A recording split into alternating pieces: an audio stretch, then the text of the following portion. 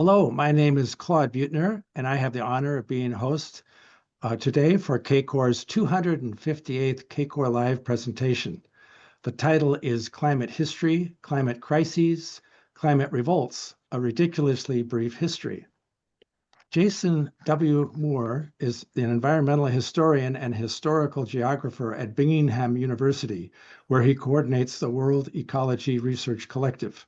He is author or editor of many books in multiple languages and articles throughout the years, and he is widely recognized, including the Alice Hamilton Prize of the American Society for Environmental History in 2003.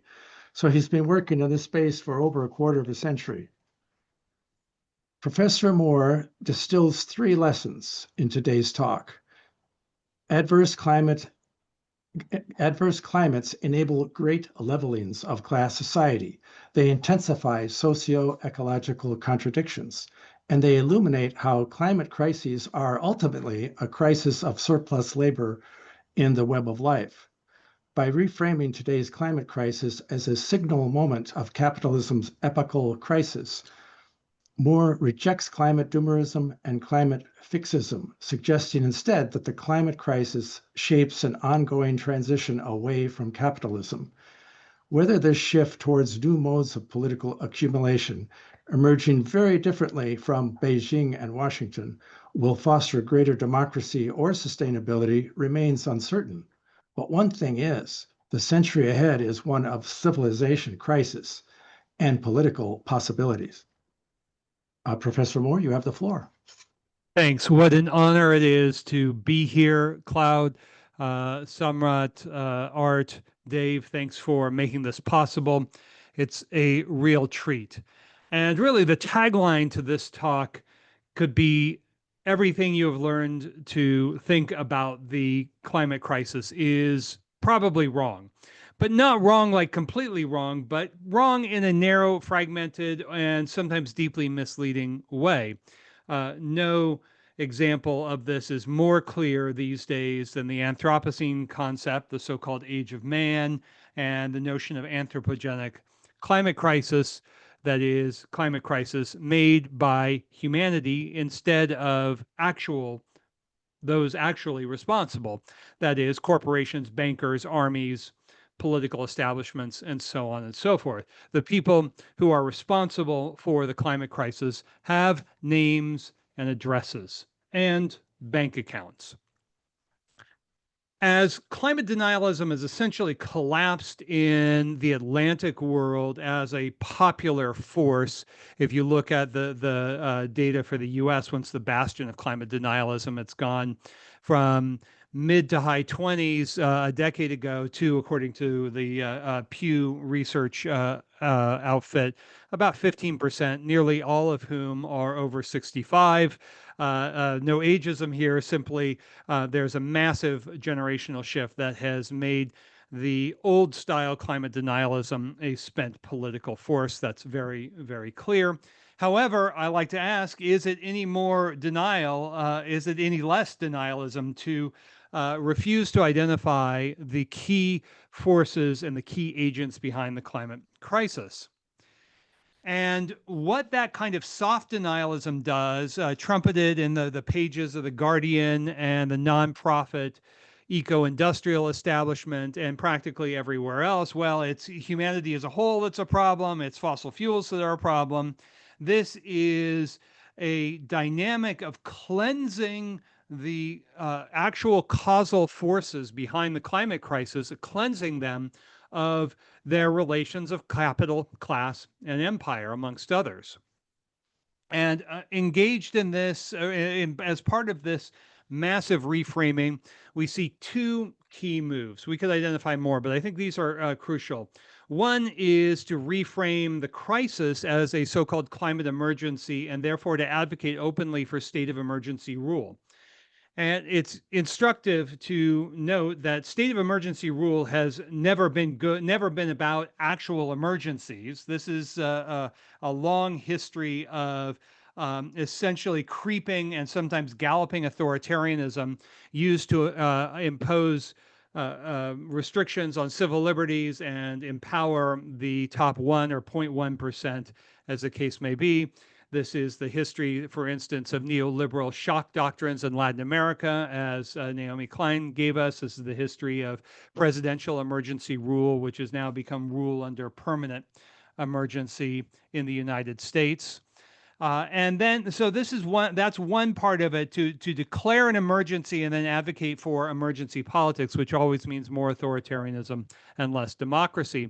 An argument advocated by the eco-industrial establishment, including one of the authors, Jorgen Randers, of the original Limits to Growth report. You can look at the 2012 report commissioned by the Club of Rome on this question. We need less democracy. He's straight up about this, as if we have so much democracy in an era when democracy over the past 50 years has been radically compromised across the world, not least in places like the United States. You have people saying, well, we need even less popular rule than what existed before, which was never very much, of course. And then, of course, there's the ongoing reframing of the latest Malthusian moment that is really an inheritance from Spaceship Earth environmentalism, but has a much longer history, going back indeed to Locke and Descartes, even before Malthus. But this is to redefine the problem through what I call the eternal conflict of man and nature.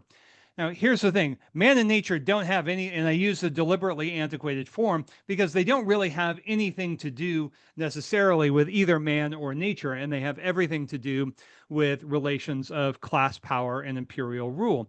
And again, from second wave environmentalism onwards, although again, it has a much longer history, from second wave environmentalism onwards, from Paul Ehrlich and the First Earth Day, the effort was always to hold human nature responsible and to identify humanity as a whole as the driver of pollution and, of course, today, climate crisis, to redefine obviously capitalogenic, that is made by capitalogenic environmental problems as made by humans. And of course, humanity is not an actor. Armies are actors, churches are actors, universities can be actors, classes are actors, political parties, you get the idea. That humanity as a whole does nothing. And this is, in fact, an invention of the post-1492 era.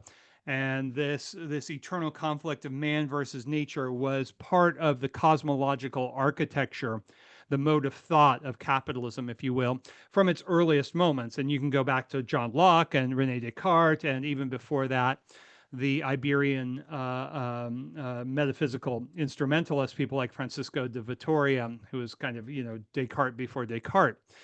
This is deeply sort of hardwired into the software, if you will, to mix my metaphors, of capitalist modernity and to identify problems as man versus nature. This has real political implications dating back all the way to the 17th century because it tends to reduce political problems to managerial problems that will be fixed by administrative and technocratic and means and under the tutelage of good science. In an emphatically sarcastic way. And this is very evident in the Anthropocene's trajectories. If you've seen some version of this, as I'm guessing many of you had, given your interest in these topics, this is a set of empirical accounts that have no agents behind them. They're not actually tracing the causal mechanisms and the institutional, political, economic drivers of this so-called great acceleration. And so what we are looking at as an alternative is to really examine these dynamics historically. And once you get into the weeds historically, we can only do a little bit here, the reality begins to look much different. This is not about denying the geophysical severity of the present climate crisis. It is indeed a climate crisis, and it is driven by capitalogenic forcing. This is empirically clear, although many scientists and others persist in misidentifying the problem. The way that it's been misidentified, and this goes back not just to the limits to growth model, and before that, the World 2 model from Jay Forrester, and indeed from the ways that cybernetics developed after World War II, this is cannot be the climate crisis cannot ultimately be made sense of through these concept indicator concepts and slogans that tend to reduce the problem to economic growth, consumption, population, pollution. Those representations aren't empirically flawed in all cases, sometimes misleading, but they are used in interpretively dangerous ways to support the politics of planetary management. Indeed, this is very much emanating from the most elite sections of the eco-industrial complex today. Top universities, top NGOs, Davos, Bilderberg, all of these, they're very aggressively endorsing a climate austerity and technofix solution to the climate emergency. And so what we want to do to begin to make sense, I'm not going to say that I have all the answers here, but if we want to make sense of what is genuinely new about the present conjuncture, we also need to situate it within its long-term, large-scale patterns of development. So we're going to go to a very crude and elementary framework here of what I call the climate class conjuncture. This gives us a much, much better way of understanding unfavorable climate shifts across the past 2,000, even 3,000 years, and the kinds of civilizational crises that have ensued. Why is climate so important? Well, and again, a very crude and reductionist way, and of course the story is much more elaborate and complex than this allows. Bad climate has negative impacts on agriculture, which has negative impacts on surplus labor. So historically, favorable climates, and this is especially true for the Western European zone, favorable climates are climates that are favorable to agriculture, and they provide both motive and opportunity for ruling classes to reestablish relations of exploiter and exploited. A classic instance of this is, if you remember your medieval history, Charlemagne and the Carolingian the Carolingian Renaissance, where virtually every campaigning season in Charlemagne's life, he could go, had favorable weather, which allowed him to go out and conquer, but also it was profitable because there was an agricultural revolution that capitalized on the thawing of the Dark Ages cold period right around the year 700. A little bit earlier even, but especially in the moment of Carolingian Renaissance. The same thing for the High Middle Ages, for the Middle Ages of knights and cathedrals and castles, that very much depended upon the favorable climatic shift of the medieval climate anomaly, sometimes called the medieval warm period. It was warm in Europe, so that's why we call it that. And what this means is that how civilizations respond to climate changes is very different according to the character of surplus labor and the relation of exploited and exploiter. We can go into this. This doesn't mean everything is socially constructed, emphatically not. It means that dialectical changes, as Marx and Engels saw in agriculture, urbanization, commerce, military revolutions, all of that, operate within non-dialectical processes of what I call the web of life, because nature is a very dangerous word and a very misleading word. But non-dialectical events in the web of life. There are volcanic eruptions, which have a gigantic impact on the history of not just pre-capitalist formations, but also in the history of capitalism. As we'll see, solar fluctuations, orbital variations, these all have profound impacts on the climate, but those profound impacts are extremely variable according to geography and social relations. Social relations are, of course, geographical. And that means that instead of this very vague and neo-Malthusian and civilizing project notion of man against nature, the eternal conflict, we understand that that framing is itself a product of the very forces that have created capitalogenic climate crisis today. So that's kind of the broad overview. A lot of these lines here, and I'll go through a lot of slides here, probably too fast, but I would just want to expose you to a very, very brief introduction to a vast universe that might be an alternative worth considering, especially because it gives us a different way of understanding the history. First of all, these supposedly scientific notions and man versus nature and all of this, these are not just epistemological structures, they are politics. And this is very, very explicit in the politics, going all the way back to the Trilateral Commission, the Club of Rome, which of course grows out of the OECD, and other outfits in the early 1970s. They were quite explicit about this, that the environmental crisis, so-called, mandated forms of planetary management. In fact, that's a phrase directly lifted from one of the organizers of Stockholm 72 conference, Richard Gardner, a US diplomat and trilateralist. Let's replace that with a more nuanced notion of how class structure and class struggles operate within the web of life. This means something far more than a crude and reductionist vulgar Marxism, which is, by the way, often correct anyway, but this is not that. It says that what matters are the relations of surplus labor and how those are organized. That is intimately a metabolic process. Thus, all class relations are metabolic relations, and that shapes the contours of social life beyond agriculture, states and religions and wars and all the rest, all that fun stuff.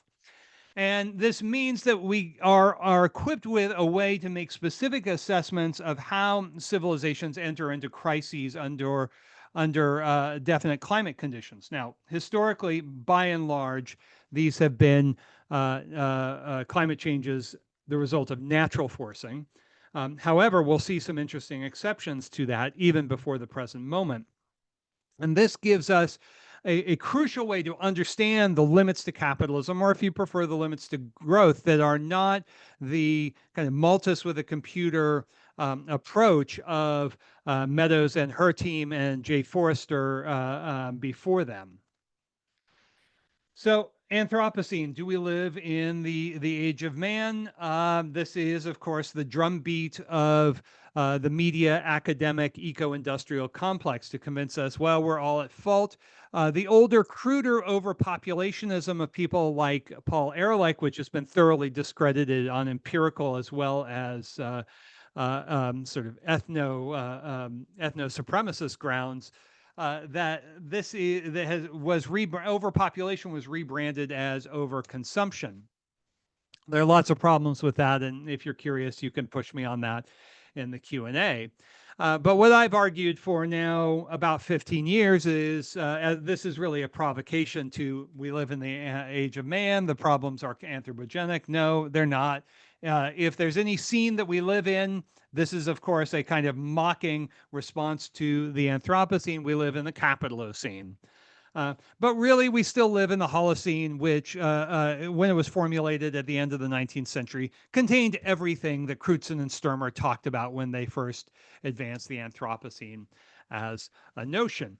And you can go and look at, especially Crutzen and Steffen's work, that it's totally techno-determinist. It says the origins and the drivers of modern climate crisis are population and the steam engine. This is empirically false. The steam engine itself is a dependent variable of the great plantation revolutions that then set the stage for industrialization. We know empirically that we live in a world of capitalogenic, made by capital, capitalogenic climate change. This is incontestable in any empirical grounds. This is one of many potential illustrations that I could give you. I've written at great length about this. These illustrations come out of the work of the so-called Carbon Majors Project. You can go look at them and dissect that evidence. I think it actually overstates the number of corporations today that are directly involved in capitalogenic climate change, because they do not include, for instance, the great so-called passive index firms of BlackRock, State Street, and Vanguard that are the largest shareholders, just for example, in about 90% of the US top 500 corporations. So the level of centralization and concentration of capital is even greater. I'm not going to do a deep dive in here, but I just want to remind everyone that the invention of man and nature in their modern senses was very much an outcome of the rise of capitalism, the Colombian invasions, and the genocides of the New World, which were directly the result on the scale that we saw, 95% of the population, a result of slave raiding. They were they were a labor recruitment project that went terribly, terribly, terribly wrong, and has had all sorts of impacts on the climate as well. So there are scholars like Lewis and Maslin who talk about the 16th century origins of the so-called Anthropocene. What I would really like to highlight is that our imaginations of climate crisis and its causes are profoundly fractured. And they're profoundly fractured around what you can call the human and natural sciences, or what you might call, after C.P. Snow, the two cultures. And so we have a zillion different versions of this kind of chart. This is from one of the IPCC's scenarios over the past decade. We all know this. We all have this. Oh, there's more carbon than ever in the atmosphere. That's very, very significant, and indeed a fundamental part of a climate crisis. But then, for the most part, there's a complete illiteracy and ignorance of the dynamics of capital and capital accumulation. This is not the only example of this, but basically, over the past century, capitalism has sunk deeper and deeper and deeper into stagnation, with notable exceptions, the post-war expansion being a key one. And you can see this is a cyclical phenomenon. Today, it's entirely questionable whether capitalism in any meaningful sense survives, since capitalism relies on competition, and in no major economic sector in the world do we have very much competition. Everything's dominated by 3, 4, or 5 corporations. But my point is that we don't put these together. And this is crucial. This is one way of representing climate class conjunctures. Here is the long-term agricultural productivity slowdown since the era of the Green Revolution, despite multiple announcements of a new Green Revolution. Biotech was going to save the world. None of it's revived agricultural productivity growth. A great paper by Ortiz Bobea and her colleagues, including the great agronomists Lobel and Fields, identified fully 7 years of agricultural productivity loss owing to climate change alone. And there are many other factors that are pushing downwards agricultural productivity growth. I've written on this at some length, and of course, these are very, very compressed snippets of very, very complex histories. And what does this mean? It means when we think through climate crises, we need to think through them as two moments, one dynamic, a crisis of life-making today and a crisis of profit-making. These are two sides of the same dynamic.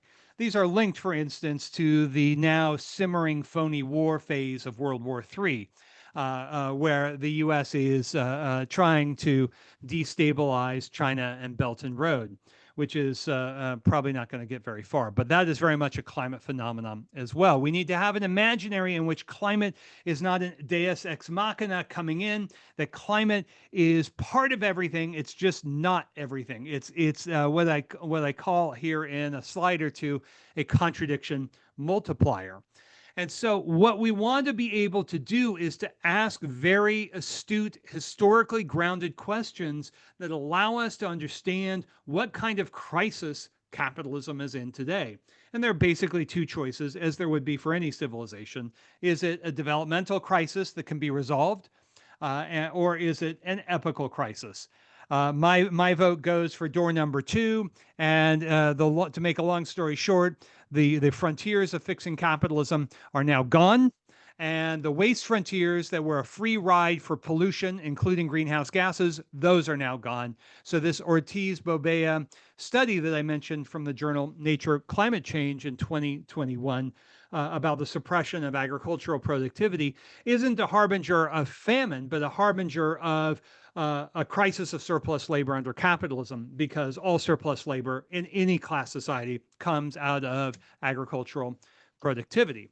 So we need to begin to ask these longer, deeper historical questions. And I'm just going to make sure that I don't go too far off the rails with time here. So here's one big takeaway, and I'm going to skip over some slides in the interest of time, but really dwell on some of these. First of all, unfavorable climate shifts over the past 2,000 to 3,000 years have been bad for ruling classes, and that is, all things being equal, good for everyone who works for a living. It's bad for the exploiters, it's good for the exploited. There's an older Dark Ages narrative that has been totally debunked, for instance, by scholars of late antiquity and early medieval Europe. We now understand that there was a great golden age that followed the demise of Western Roman power.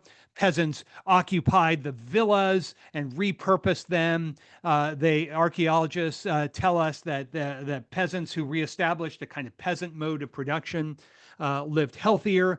Women and men lived more equitably, which means they reasonably and fairly rapidly adjusted birth rates. It wasn't a great die-off, as was long suspected. The population decline was gradual in these centuries following 450 and the onset of the Dark Ages cold period.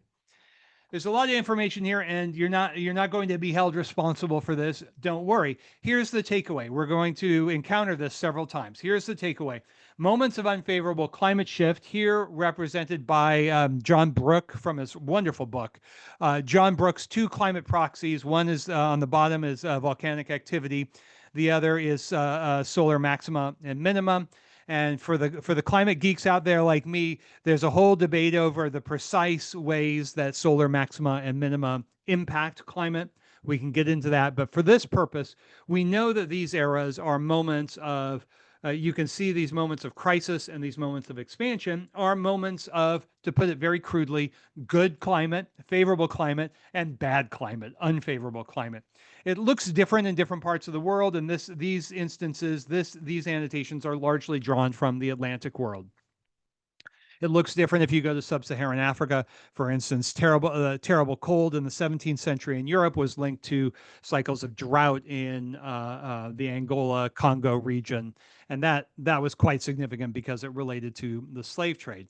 So here's long story short of this little chart and annotation is when the climate is good, there are opportunities for ruling classes to build new class societies and new civilizations. The Romans, for instance, their whole climate era is called by climate scientists the Roman climate optimum.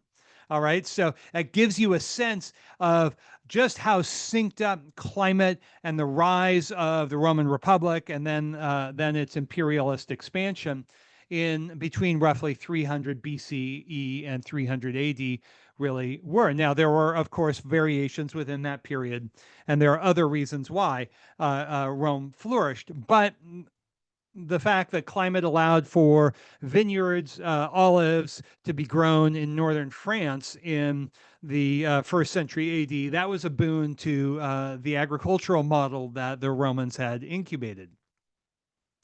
What's concealed and obscured, I think, with dire political implications today in the climate doomist mania of our moment is that the fact that unfavorable climate shifts, yes, have been very problematic, to say the least, and very, very difficult for the producing classes, but also moments of profound crisis for ruling classes because climate supercharges existing class agroecological contradictions, all of these that open up political possibilities for what Walt Scheidel, no radical, by the way, what Walt Scheidel calls the Great Leveling. And he says a simple thing. Look, no great leveling has ever occurred without prodigious violence. It's not because peasants and workers love violence. It's because ruling classes love violence, and they want to keep hold of their wealth and power.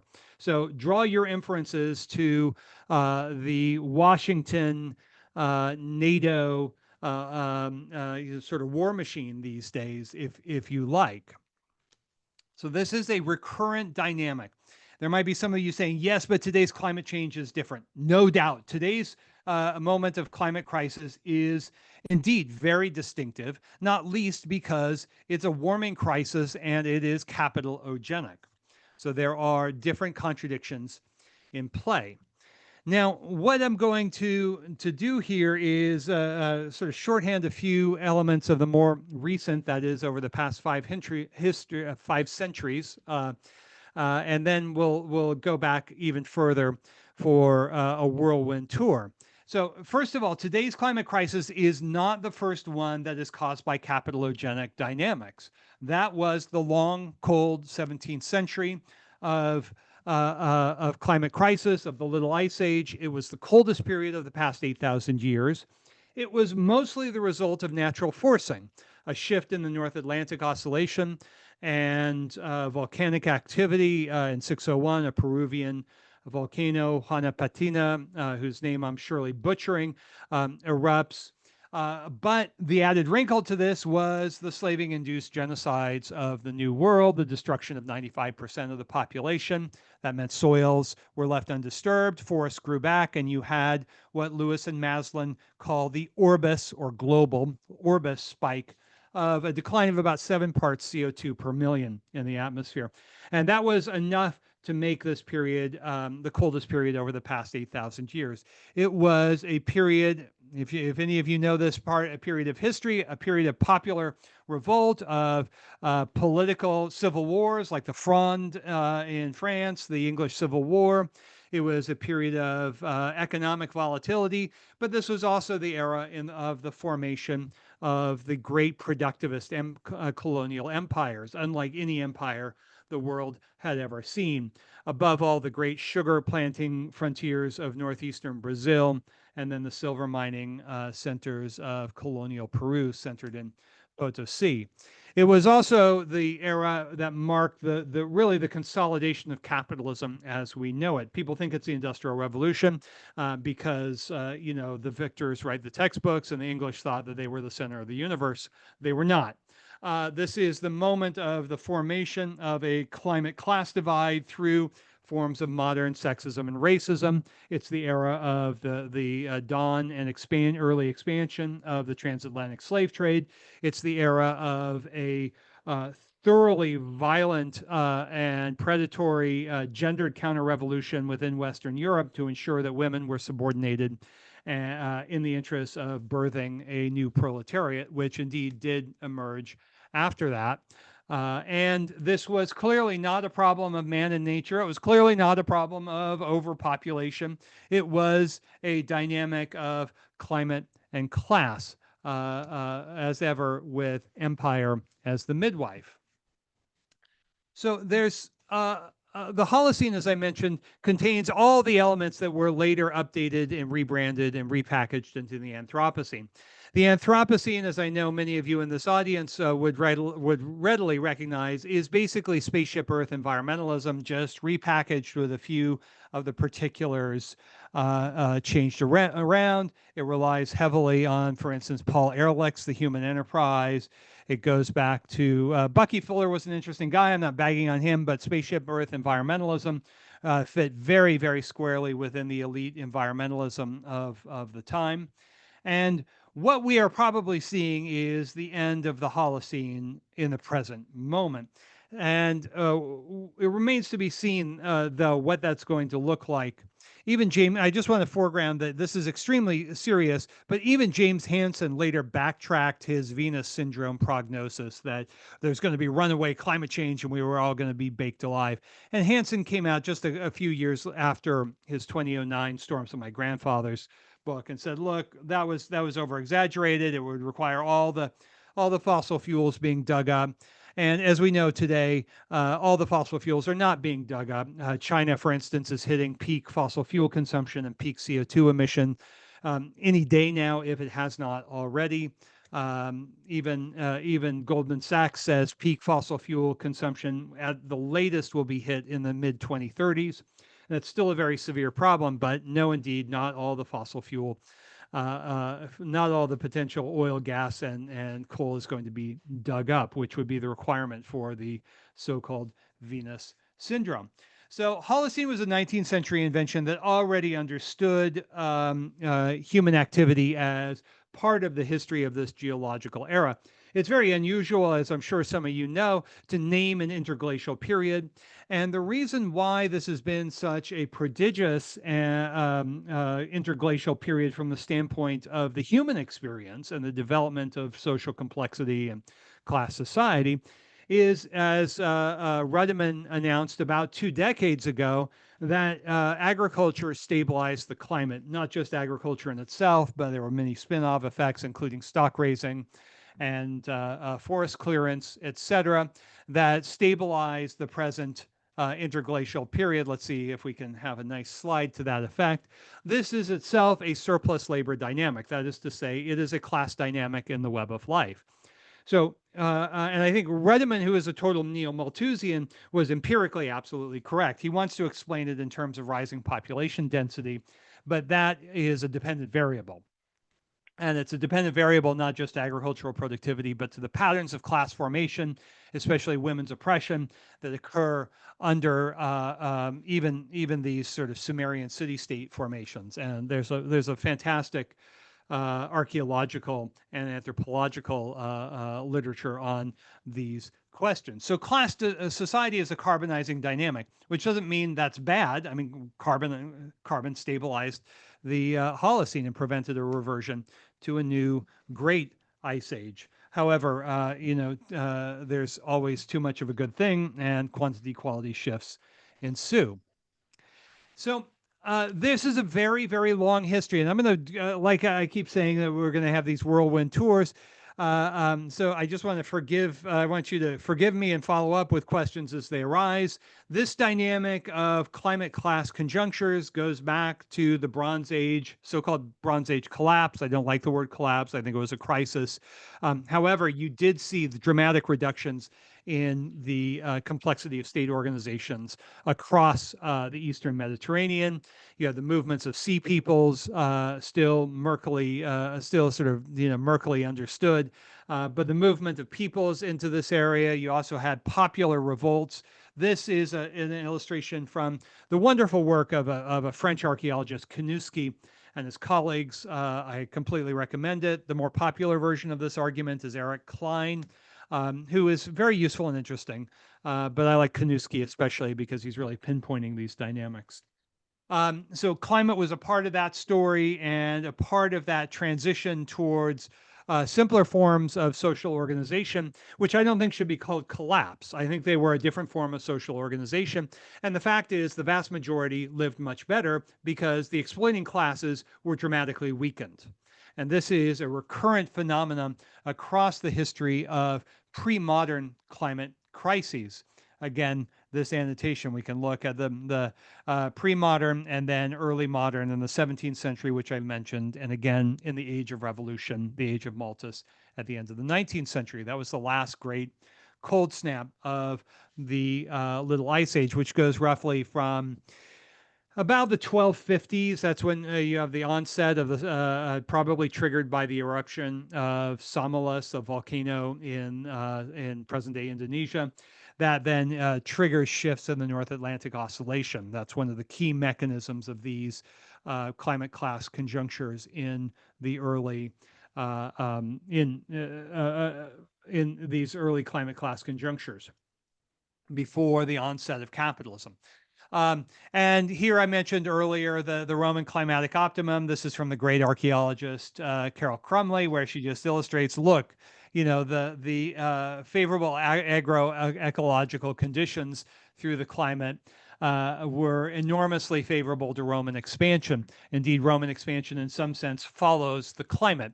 The Romans are only able to vanquish the Celts once the climate changes. We can't reduce the explanation to that, but it's a key part of the story. Similarly, the crisis of the Roman West is linked up with the movement of peoples, the so-called migration period, and also with massive internal revolts, the Bagadai, for instance, in present-day Catalonia, and other peasant revolts across the 5th century, and as well as internal political discord and civil wars that ultimately lead to the crisis of Roman power in the West, its recentering in the East, and thereupon commenced a great golden age for the peasantry of that era. Let's remember that the peasantry had essentially been destroyed by Roman latifundias. And what we saw was the creation, not for the first time, but for the most recent time, of a village Europe. The villages had been basically wiped out on a large scale across Western Europe under Roman rule, and then peasants reorganized life and power and production around peasant priorities. So Dark Age, Golden Age, well, for whom? And that's crucial to keep in mind. These are just some pretty illustrations that show when the transition goes from the warm period to the Dark Ages cold period. This one is the late antique Little Ice Age. You have favorable climate conditions for peasant power, with the thawing of the late antique Little Ice Age, really between 650 and 700, with the Merovingian agrarian renaissance. You have the reemergence of class society, which would, in twists and turns, eventually become feudalism. Historians hate that term, but I think it retains its utility for all sorts of good reasons. This is from the work of Ulf Bunken and his colleagues. So just as there was a crisis at the climate class conjuncture that coincides with the crisis of the Roman West, there was another climate class conjuncture that coincides with the crisis of feudalism. And this is crucial to make sense of, because the crisis of feudalism is usually represented in mainstream environmental circles as a demographic Malthusian dynamic. And for sure, there were population dynamics in play under the specific conditions of lord and peasant in late feudal or late high medieval, sometimes it's called, Europe. This is still, I think, only weakly understood. I've been writing on this question for the past 20 years. It's absolutely fundamental. The climate crisis, the Black Death crisis, the induced crisis of peasant revolt in this period was very much a Marxist crisis and very much not a Malthusian crisis. And you can follow up on why I think that. But basically, long story short, Malthus took questions of nature outside of history, and Marx put questions of nature inside of history. And that's a big difference for the kinds of ways that we see history and for the possibilities we see ahead. So these are the most dramatic revolt, or most of the dramatic revolts of this era. What happened during the onset of the Little Ice Age in late medieval Europe was something very, very unusual in human history. The peasants won the class struggle. They basically defeated the seigneurs in the countryside and prevented a restoration of an older, more exploitive form of feudalism. Now, in time, the seigneurs and the bankers and the soldiers and the kings and the priests, they would all get their act together. Certainly and emphatically after 1492, and reimpose a more brutal form of class exploitation in the countryside that we would call capitalism. However, in this moment, this is an image from the Grand Jacquerie of 1357-58 in France, of the peasants just taking it to the lord of, raising the estates, really shaking up feudal class structure at a moment when the climate conditions had detonated all of these long simmering contradictions within feudal society. And so you have these major climate class conjunctures. They're not the only ones, by the way. One could spend quite a long time, and I'm in the process of finishing a book on this question. On others, there were climate class conjunctures that were very, very favorable. So right around the year 1000, for instance, you have something called a feudal revolution. The comparator would be the Industrial Revolution in capitalism. That the feudal revolution, the birthing of a Castilian landscape, cathedrals, knights in shining armor, and all of that was very much, again, related to a favorable climate moment. That's a different kind of climate class conjuncture. And one of the ways that Europe's ruling strata, the priests and the soldiers and the bankers and everyone else, I've written a book on this with Raj Patel called A History of the World in 7 Cheap Things. One of the ways that they dealt with the climate crisis was by conquering the Americas. And of course, that's a very crude summary, but there's a lot of truth to that. one of the things that did was it took a so-called normal virgin soil epidemic, to borrow Alfred Crosby's term, which would have killed 30%, give or take, of the population, still horrific, and turned that into an unimaginable genocide of about 95% of the population. You can see population decline on the right. This is the enormity of it is totally driven by labor recruitment, that is slaving strategies. And on the right, you see an illustration from Koch and Maslin and Lewis, a very fine article on the Great Dying, where they identify the hot spots of death, of genocide, with and they map almost precisely onto the hot spots of commodity production and exchange, especially the sugar zones of northeastern Brazil, the silver mining complex of colonial Peru, and then the stock raising and silver mining and manufacturing centers of New Spain or Mexico. This had the effect of creating what I mentioned before, the Orbis spike, and it reinforced natural forcing to produce the coldest climate of the past 8,000 years in this long, cold 17th century. This is when capitalism, everything we know about capitalism pretty much forms. And just to remind you that, like all the others, this is a moment of profound popular revolts. This is from Jeff Parker's wonderful book called Global Crisis. But it's been well known by historians for a long time that the 17th century was an era of the general crisis. It was an era of popular revolt, of elites going to war with each other, of economic volatility, et cetera, et cetera. So this was a real crisis. Indeed, a similar set of climatic conditions had been involved in the epochal crisis of feudalism.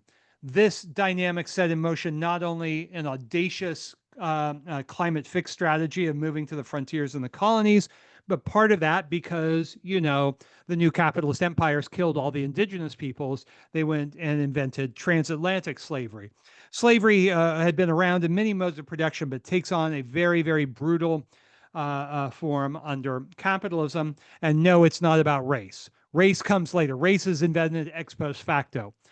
This was also a dynamic of what I call climate patriarchy, of to create a gendered surplus profit dynamic within Western Europe. The work of Silvia Federici, if you're curious, is indispensable on this. While medieval Europe was no feminist paradise, women were incomparably better. Peasant women were incomparably better off in the 14th century than they were in the 17th century. And if you want just a feel for the ideology of the time, you can go back and take a look at Shakespeare's Taming of the Shrew, where woman becomes part of nature and is wild and unruly and in need of discipline. This comes up in many different areas of politics in this time. And so the formation of the great European empires was very much the outcome of a climate forcing dynamic to fix these dynamics, to fix the real problems of the era. And it sets the stage for the plantation revolutions, first in sugar and then decisively in cotton. It is these revolutions that make the so-called industrial revolution possible, based on coal and steam power. And by the way, coal and steam power were not used primarily for industry. Yes, in textile manufacturing, that's true, but only after the year 1830 on a large scale. And the major use of it was to build railways and steamships so that European armies could go all around the world and conquer the rest of the planet, which is exactly what they did. And that's one of many reasons why we need to understand imperialism and militarized accumulation as a key driver of climate, biodiversity, and other crises. So some takeaways here, and I'm just going to sort of conclude here over the next 3, 4, 5 minutes so that we have lots of time for conversation. First of all, these climate class conjunctures were, in biophysical, geophysical terms, extremely serious. However, their specific impact flowed through the mediations of class structures, understood not as well as a class structure here and a political structure here, but politics, culture, economy, etc., are really mediations or expressions of an underlying class structure. Again, to simplify ridiculously, lord and peasant under feudalism, bourgeois and proletarian under capitalism. Is it more complex? Lord, yes, it's more complex. And I'll tease that out for those who have questions. Just to give you the last snapshot, the age of revolutions, the so-called industrial revolution, is itself occasioned by by a climate class conjuncture that seems to have been sparked by the eruption of the Laki fissure, Laki, in Iceland in 1783. It was absolutely devastating, and it's intimately connected with popular revolt in Ireland, in the French Revolution. The English countryside is essentially ungovernable. It has a significant impact on agricultural productivity, which had stalled out in England even before the Laki fissure eruption. But this was another climate class conjuncture. This is Shays' Rebellion in the United States as well. And this is where we get Malthus, who is very much a little Ice Age thinker. And everything that he's saying about climate, or rather everything he's saying about population, about which he knew practically nothing, by the way, everything he says is really a kind of mediation of this climate class conjuncture. Malthus was a slavish bootlicker of the imperialists. He was the first chair, I should say, of political economy at the East India Company's college, and he trained administrators and future teachers at the college who were involved in some of the most horrific crimes of the 19th century, the late Victorian Holocaust in India, starting in the late 19th century, and of course before that the Irish famine, which was totally a product of British Empire. Meanwhile, there was a climate fix, a movement onto new frontiers. This is the cotton frontier, the cotton plantation revolution. It means, for instance, that the key machine of this era is not the steam engine. It's emphatically not the steam engine.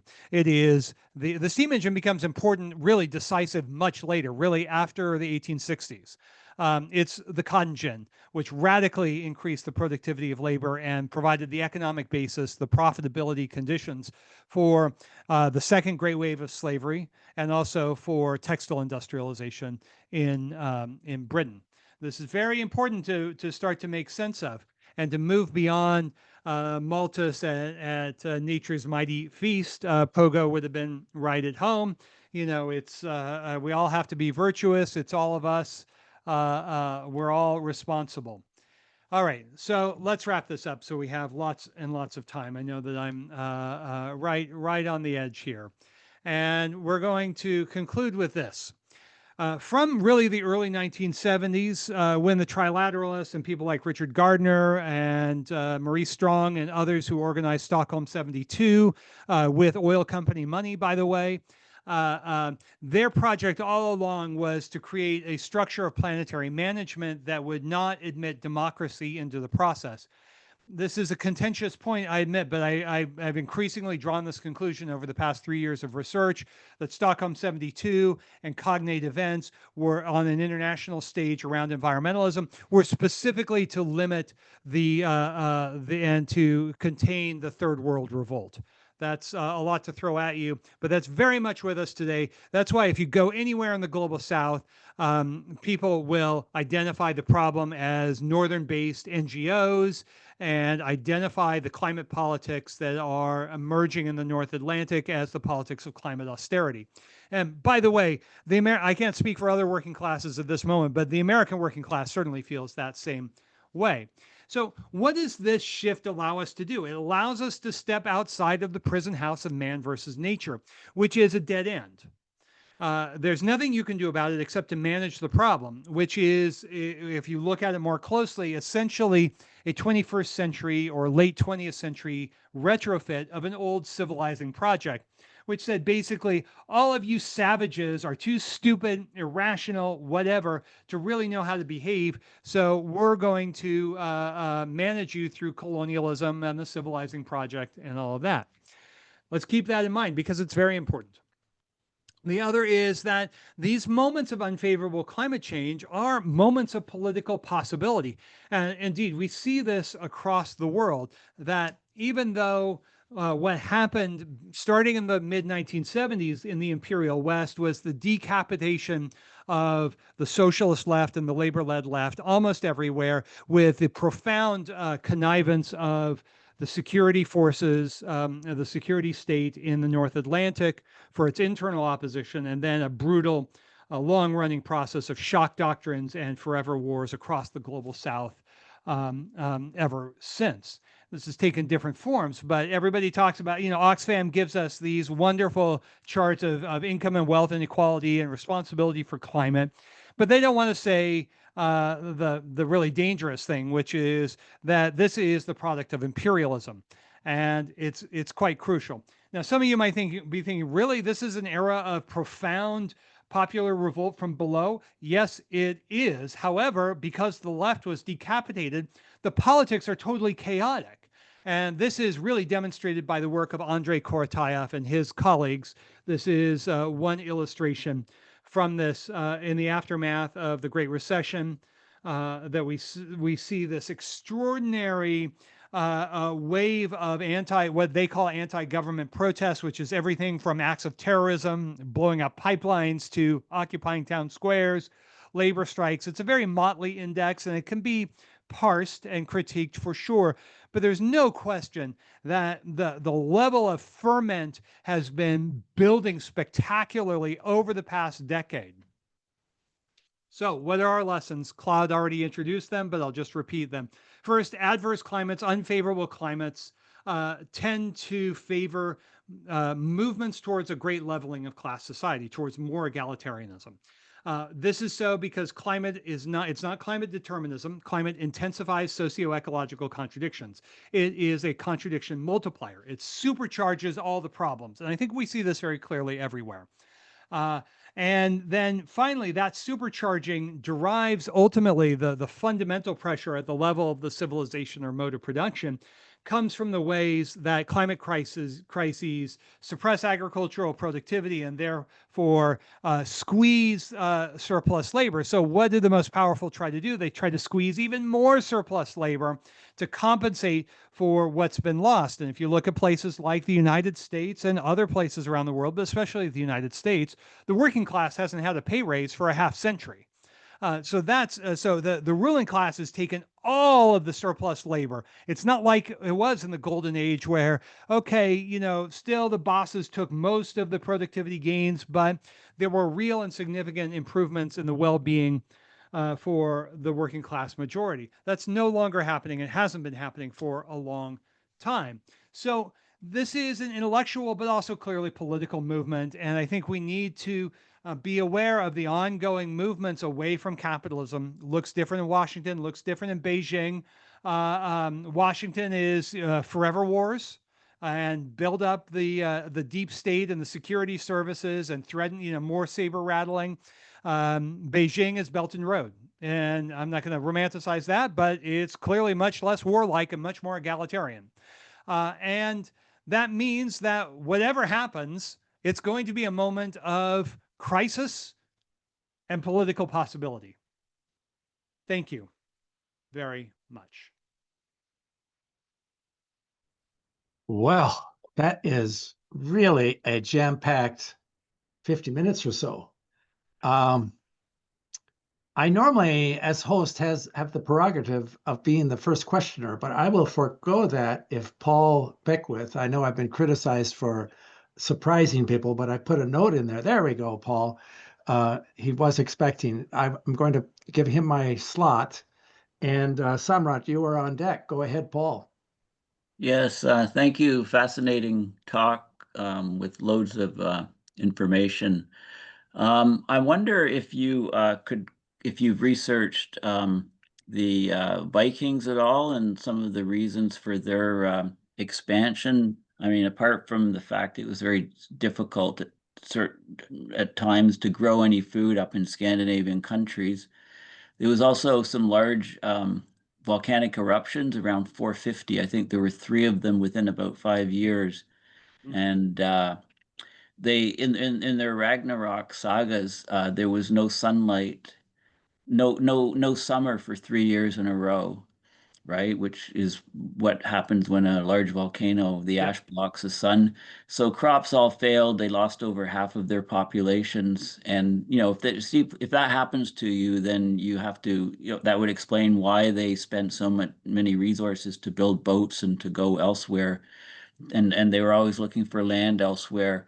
So that's one question. And if you go back further, The AMOC, we believe that the Atlantic ocean current shut down about 8,200 years ago and was shut down for a couple hundred years. And if you go back further to the Younger Dryas about 12,800 years ago, it shut down because of huge outbursts of water from melting Laurentide glaciers over North America. And it basically stayed shut down for about 1,300 years. So we know a lot about the ocean current shutdowns in the northern hemisphere. We know very little about them in the southern hemisphere, and we're living through and experiencing right now a sharp reduction of ocean current overturning circulation in Antarctica. Like the sea ice has collapsed since 2015. It looks like a regime change. Very interesting paper recently. So I wonder if you've come across that sort of thing in your research. Well, absolutely. I mean, you're spot on both about the Antarctic situation as well as the Younger Dryas. We still don't really understand, do we, what made the Younger Dryas, what made those great flooding events. But it's very crucial because obviously what we know of civilization emerges. You have stratification, class society, sort of, kind of 7,000 years ago. And so clearly, the emergence of stratification and class society is dependent on something that resembles a favorable climate. And then, as Ruddiman shows, the emergence of agriculture and forest clearance and all the rest of it stabilizes the interglacial period within, of course, enormous fluctuations. Like you indicated, the Dark Ages cold period, which is probably detonated by those volcanic eruptions and then famously reinforced during the late Antique Little Ice Age around 536, which kind of pretty much puts a kibosh on Eastern Rome's effort to sort of reconsolidate the whole empire. It simply wasn't a favorable climatic situation, which is why the Byzantines could never move beyond the Mediterranean littoral. The Vikings, you're totally right. I think somebody like Diamond just got it completely wrong. And if you talk to a lot of archaeologists of Iceland and Greenland, they confirm that. I don't always think that's the case. I don't think always the specialists are right. But yeah, I mean that of course they were fishing oriented societies, so they could turn towards the sea. And they never grew very much anyway. I mean, maybe there are some places in around what is now Copenhagen and Jutland, you could grow some, and some places around Oslo and Skåne, you could grow some, but of course, during the years with no summer, not much. The dynamic, probably the seafaring dynamic, and this is a long-term dynamic with expansionary peoples. If you could build boats, you could put soldiers on boats, right? And the Vikings figured out how to do that very, very adeptly. And go and conquer Normandy, and then go and conquer England in various ways at various times. But those conquests, those later conquests, of course, largely coincide with the medieval climate anomaly and the warming around the year 1000. Yeah, So it's again, fascinating. I mean, also, rivers in Europe were much deeper and wider back when the Vikings were there. I mean, right. there's still isostatic rebound, and their boats had a draft of a few feet, and they could go anywhere pretty much in Europe. People don't realize, how extensive the rivers were back then compared to even today. So. Oh, totally. I mean, hence the Swedes and the Varangians and the movement into Russia down to Constantinople. Right. Yes, exactly. Yeah, and I guess the key point from the paleo records is that temperatures on Greenland changed 15 degrees Celsius in less than a decade, and these shifts in ocean currents have occurred in less than a decade and can completely change the climate system, the way heat's transferred on the planet. So this is what abrupt climate change is all about, and people just don't recognize how quickly things can happen. Absolutely, absolutely, and it's tremendously serious, no doubt. I totally agree. Thank you. Great talk. Thank you, Paul. And so Samrat is the next questioner, and John Legg, you are on deck. You can turn on your camera. And Samrat, will you ask both of your questions? Yeah. Hi, Jason. Really nice. Hi, Samrat. It's great to put a face to the name. Yeah, and nice to see you live in person. I have like a really simple question. You touched upon it in the beginning of your presentation, the web of life. Just can you expand it for us? You know, like the man versus nature part.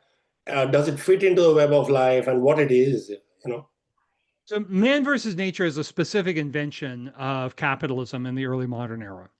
And the dangerous thing about it is that it was linked to the civilizing project, which was essentially a geocultural, ideological, political justification and practice of imperialism and colonialism. And that's pretty terrible on its own. It's also crucial to remember that the category of nature came to include, through this rise of capitalism, virtually all humans, virtually all women, all indigenous peoples, all Africans. If you know, there was some gray area with the advanced agrarian civilizations like China, and early on India, the South Asian polities as well. I shouldn't say India because India itself is an imperialist construct. And so this sorting of the world into man versus nature was essentially an ideological and cultural dynamic to justify and sort of provide the software for imperialism. The civilizers moved, say, indigenous peoples specifically into the realm of nature. I mean, this is not my interpretation. They were rebranded as naturales by the Spaniards, and they were rebranded in that way because they were told, this is the famous Requerimento document from 1513. They were said, all of you, you savage indigenous peoples, you are not enlightened, you're not Christian, but we will bring you civilization, we will bring you salvation, and you must work for us for free or low cost. That's the path to salvation. And that's what I think is not often understood by environmentalists, but by many others as well. That this cosmology of man versus nature is extremely dangerous. And not that Marx was always right about this, but Marx begins his intellectual journey with a critique of abstract man and abstract nature. And he says, look, you have to deal with humans in their historical conditions. And you don't have to be a Marxist to see the value of that. And so that labor, and as we know from evolution, labor is a crucial moment of adaptation in Darwin's sense. So we should take this very, very seriously. So did I answer the first part? Yeah, absolutely. Spot on. Thanks. Yeah. About the web of life, if you just want to touch on that. So I don't use, sorry. So I don't use nature because everybody thinks that nature is about the fields and the forests and the soils and the streams and all of that.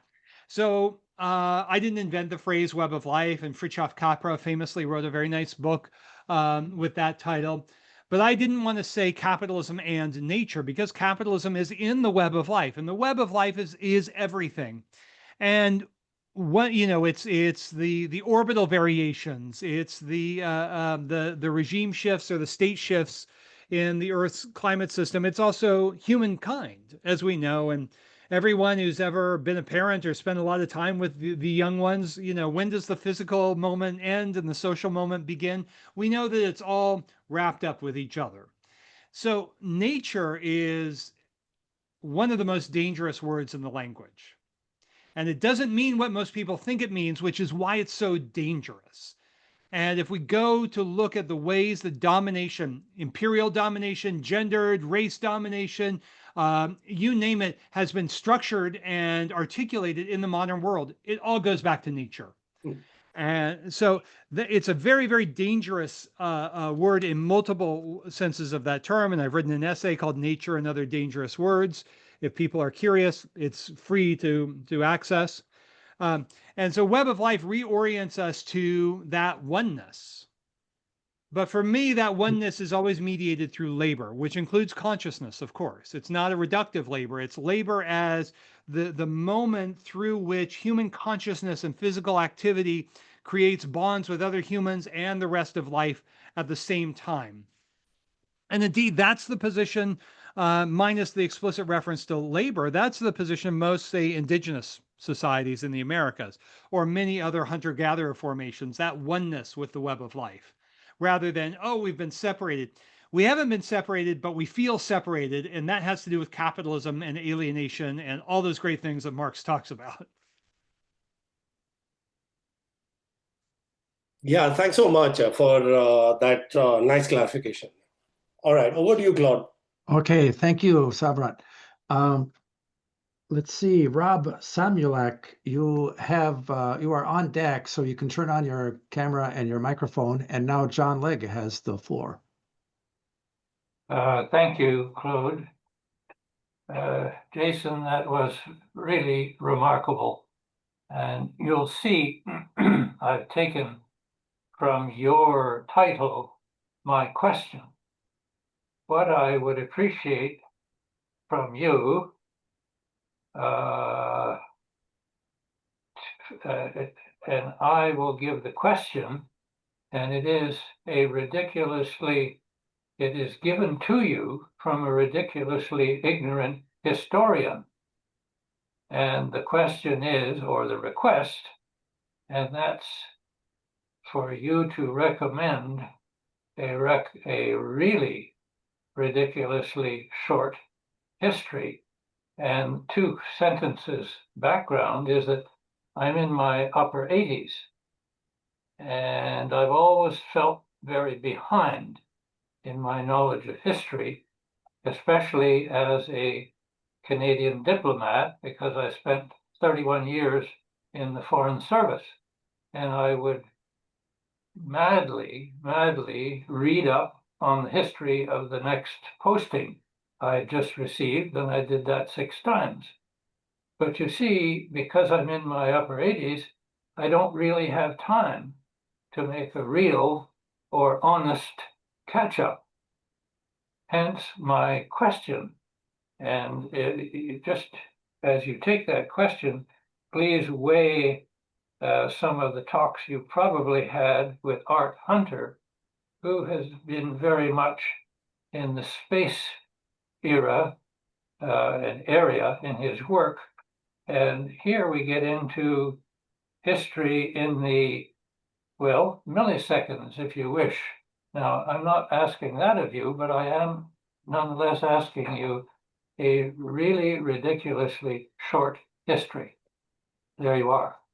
Well, I would recommend A History of the World in 7 Cheap Things that Raj Patel and I published a few years ago. It's written for people like you, educated, smart, spend a lifetime thinking about a lot of different things.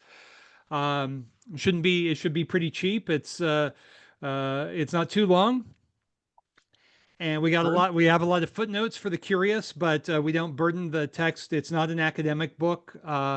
I feel like I imagine a lot of you feel that time is running short to just produce more academic articles as usual.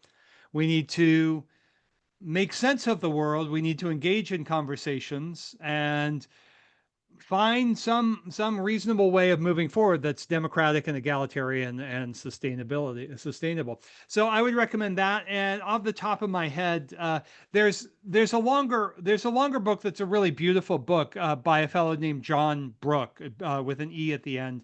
It's something like Climate in the Course of Global History. And it is a longer book, but it's endlessly fascinating. And it's almost encyclopedia, but it's almost encyclopedic, but not too much.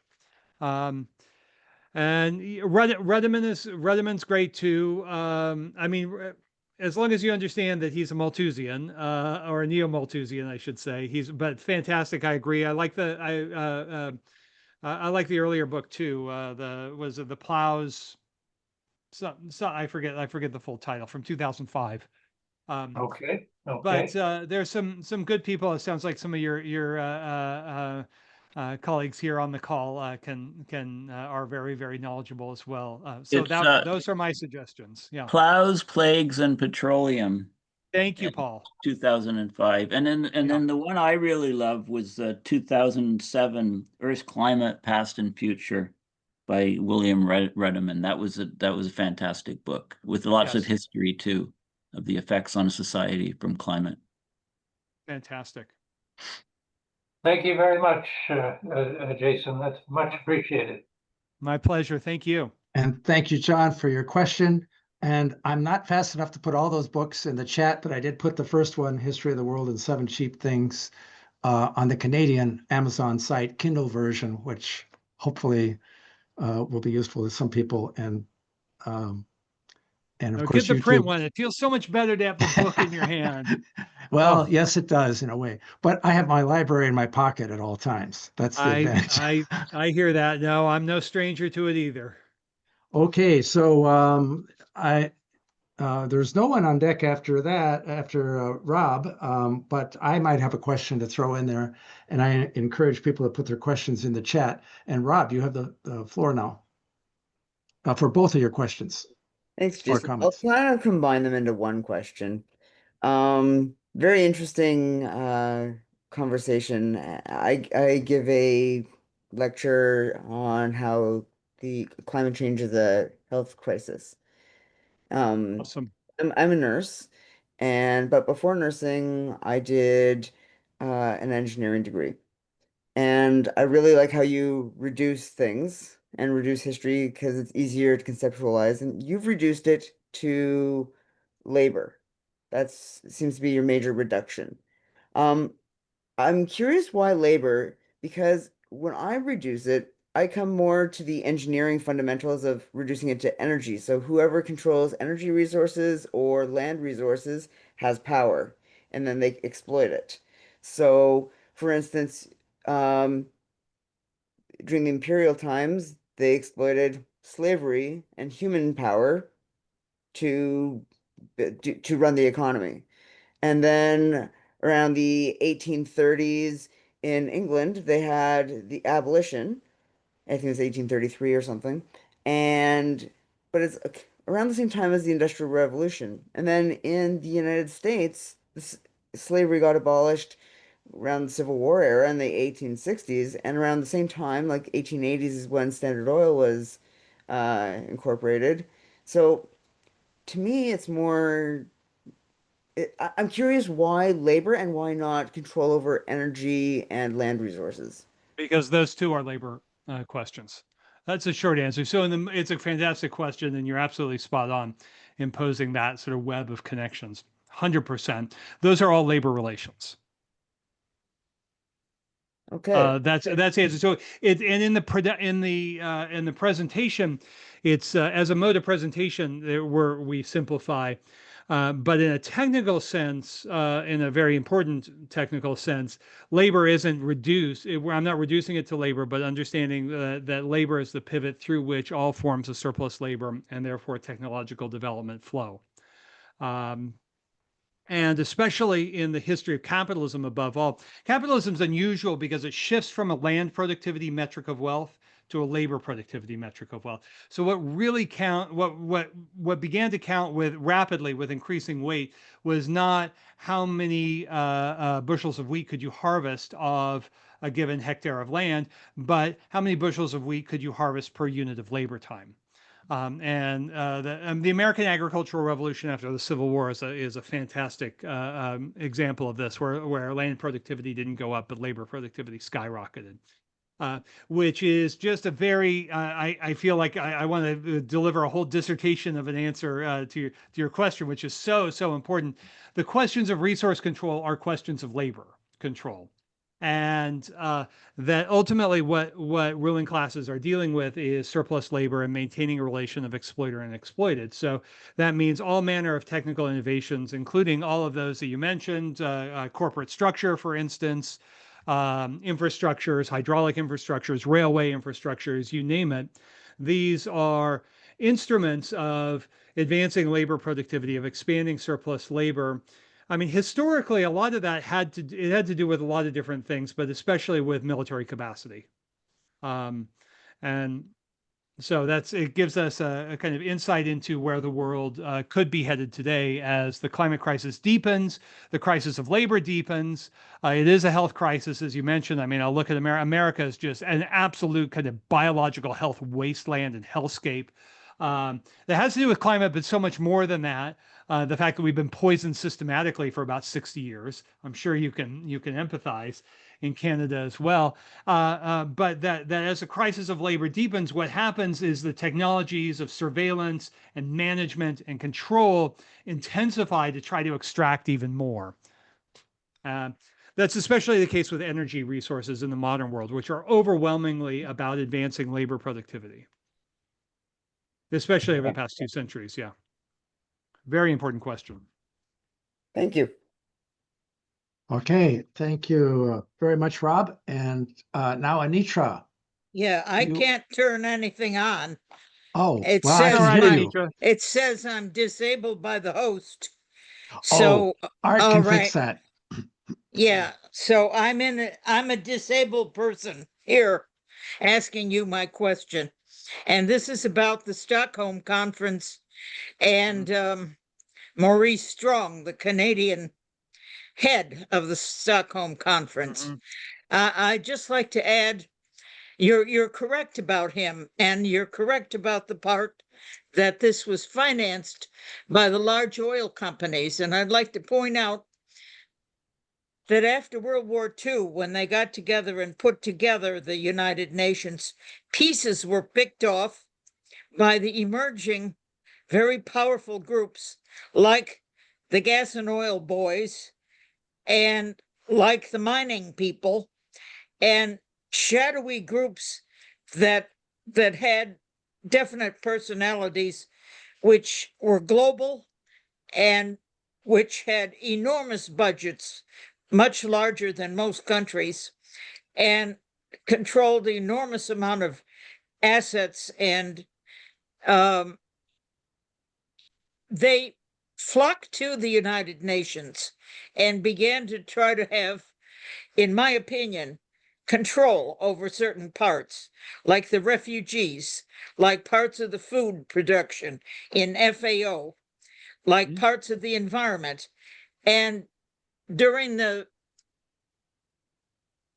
Maurice Strong Tolba regime, and then Elizabeth Dowdeswell, who's also Canadian, they controlled very much environment, and perhaps still do, because what's happened is it's become irrelevant in shaping environmental health or environmental renovation.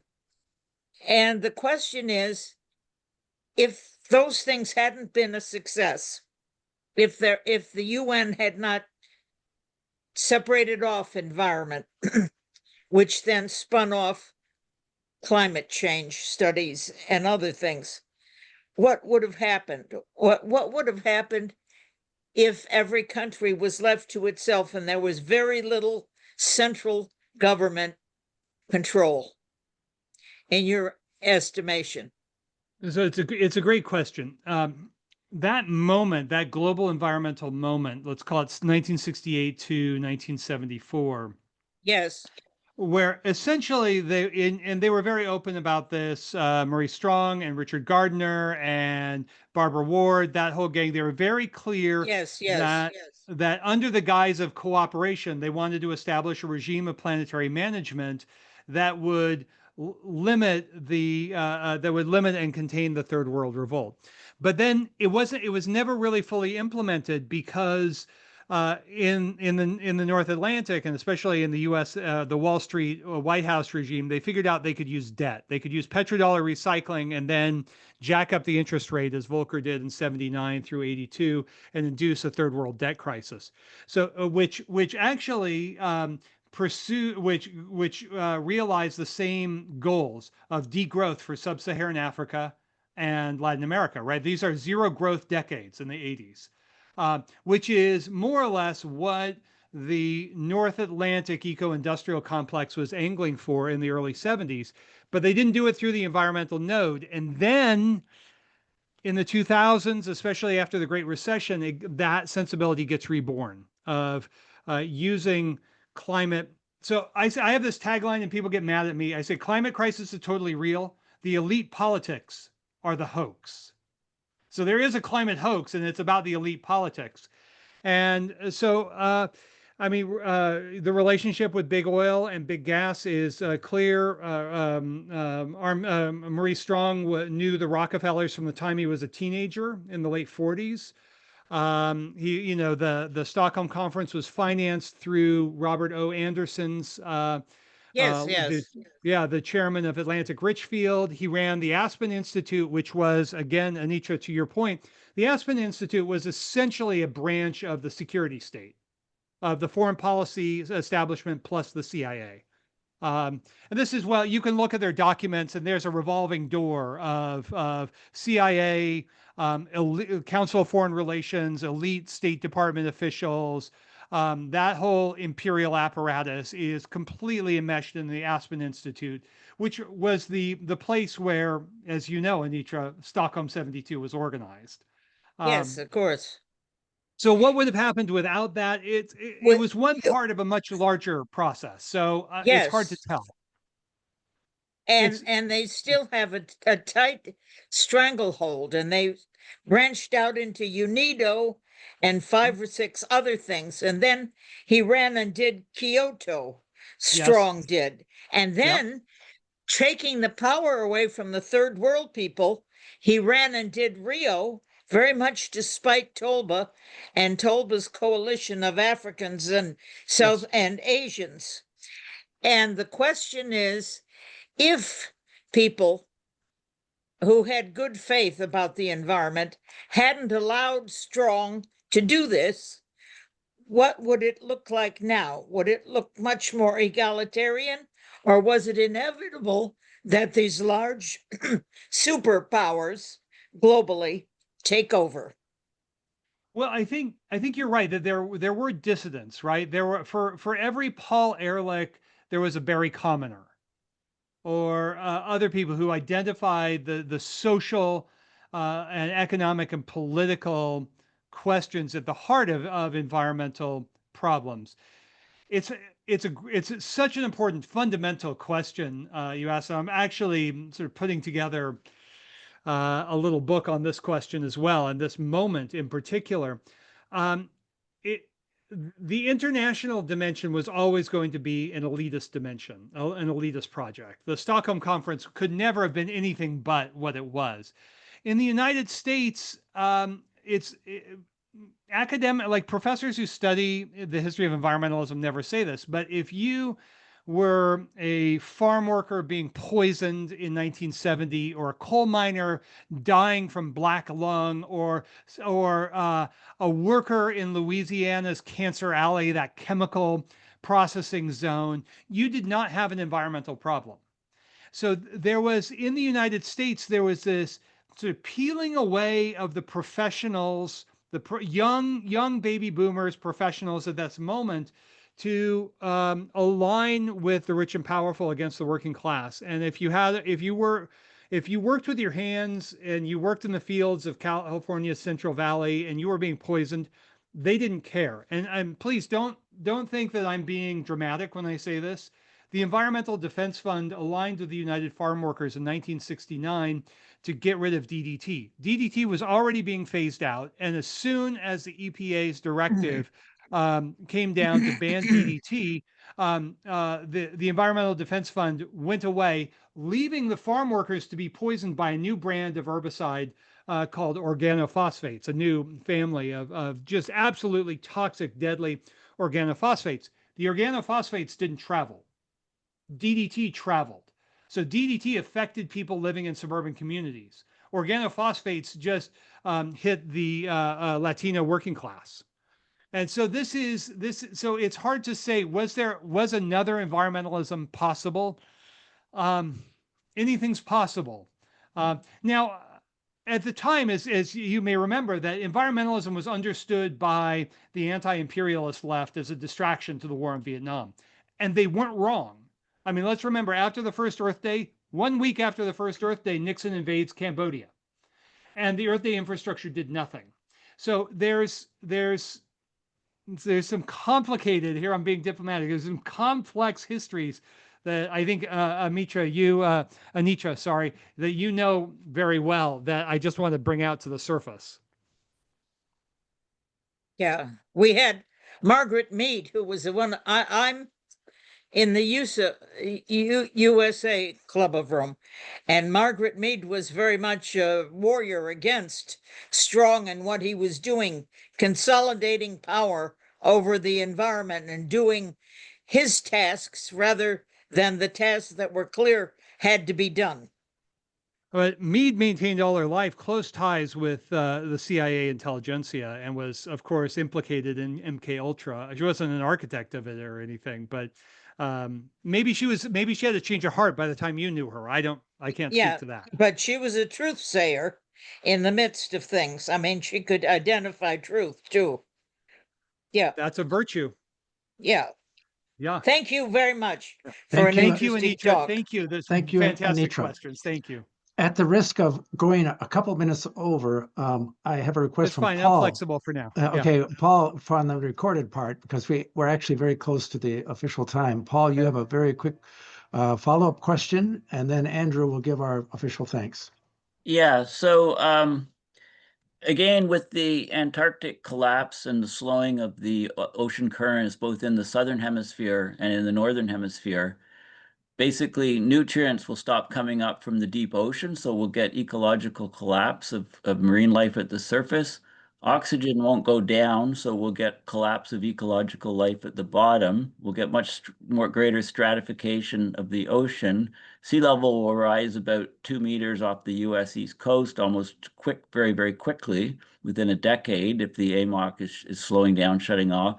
So basically, and UK can only grow a quarter of what they're presently growing on their lands. The Scandinavian countries can't grow food. So we're getting total disruption with those sort of physical things happening in less than about a decade. How do you see the world proceed? Well, maybe happening. I mean, I'm not trying to minimize the gravity. Yeah, no, I'm just saying, I'm painting a scenario. If that happens, I mean, how is society really going to respond? I mean, we're going to which society?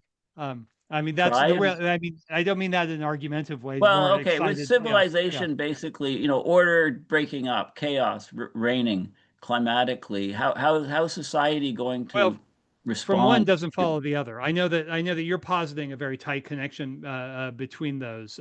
For one thing, China has been preparing for rapid sea level rise for now a very long period of time. That's the so-called, in the West, they call them ghost cities, but they're not ghost cities. They've been preparing. And they've been building out the infrastructure for precisely this eventuality. In the U.S., what does the U.S. have? The U.S. has FEMA. And FEMA mostly, and Americans on the call will know this, FEMA doesn't actually deal with emergencies in any competent way. FEMA is basically an arm of continuity of government. And that is for a kind of martial law militarized response to conditions like this. So the assumption, I think, in your question that I'm hearing is that chaos ensues, and certainly a certain kind of chaos, but we would need to calibrate that. In the U.S., that's a strong position, right? The U.S. can't deal with catastrophic hurricanes, and what you're describing is much greater than that.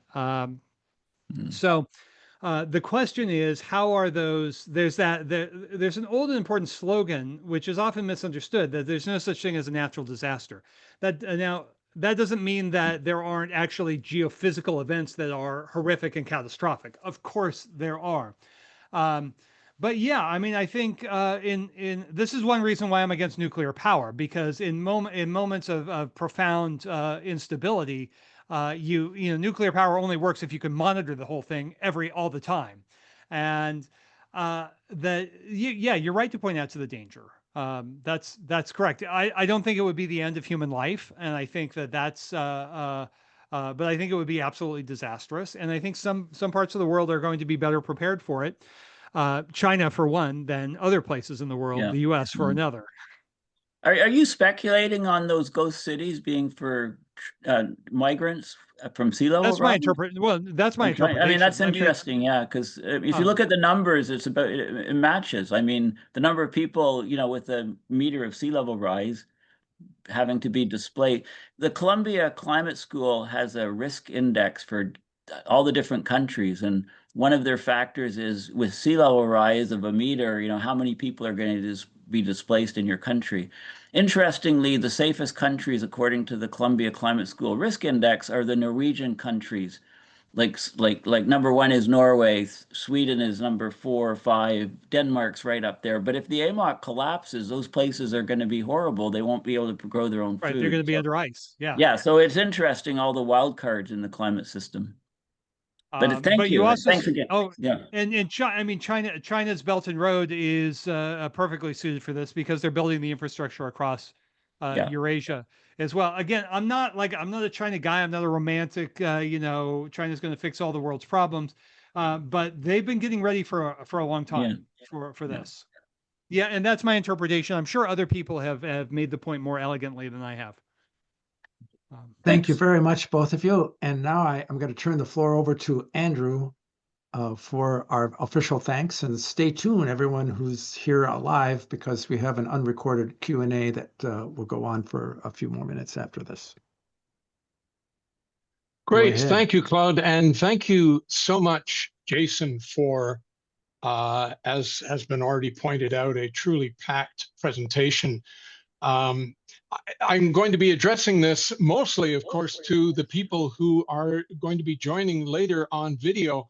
You know, a lot of times with these CACOR Live presentations, which happen every week, this is number 258, I often hit the videos from our website so that I can play them at double speed because I find I can usually capture the information. This would be a great opportunity to go back to this presentation and play it at 0.5. There was just so much in there, and it's a really so to me a key aspect of what we do is understanding the problem and putting that within a time capsule. Most time capsules are our lives. I always used to say that the climate deniers, the worst ones, were called nimples. They are not in my perceived life expectancy. Therefore, I'll do whatever I want. But it's the people like yourself who will care best about the future because they care about the past. And there is so much that we can learn that we just simply guess at and assume. All the kinds of things were flying past us in that presentation that we just assumed we knew, and really we didn't. There's a lot of other things we might assume we know and we don't, and you can find out about those at the website, which is on your screen, or cacor.org. It has abstracts and links to not just these videos, but all kinds of great articles and discussions, and an opportunity for you to join as either a member or an associate, get notices of these video presentations so that you can join us yourself and maybe even ask your own questions of the experts we bring in. We'd love to see you and love to have you there. Thanks again to our speaker, and thanks for watching.